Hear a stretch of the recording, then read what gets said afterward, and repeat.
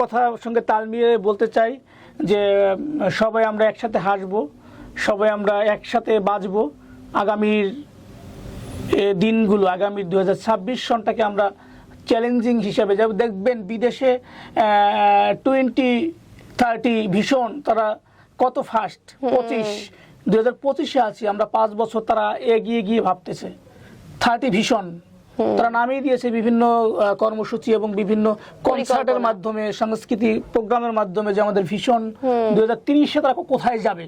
কিন্তু আমরা কিন্তু এখানে বসে আগামী দিন সকালের কথাই ভাবি না। তা আসুন আমরা আমাদের অবস্থান থেকে, যার যার অবস্থান থেকে আমরা সচেতন হই, একে অপরের সুখ দুঃখ ভাগাভাগি করি, পাশে দাঁড়াই এবং মূল্যবোধের জায়গা থেকে মানবিক হই। সর্বপ্রথম হচ্ছে মানবিক হওয়া অত্যন্ত জরুরি। যার যার অবস্থান থেকে একটু, ওই আমাদের একটা গানের কলির মতোই বলতে হয়, মানুষ মানুষের জন্য, জীবন জীবনের জন্য, একটু সহানুভূতি কি মানুষ পেতে পারে না ও বন্ধু? অবশ্যই।